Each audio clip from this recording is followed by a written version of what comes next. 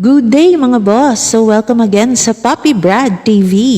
So part 1 po to ng ating breeding process which is ang mating.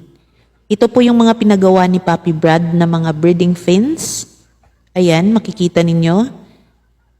Maximum na ratio po para sa ganitong breeding fins is 1:10. Meaning po isang lalaki at 10 babae. So depende na po yun sa inyo, ilan yung ilalagay mo. Pero maximum po ng pinagawa ni Puppy Brad na breeding fins is 1:10.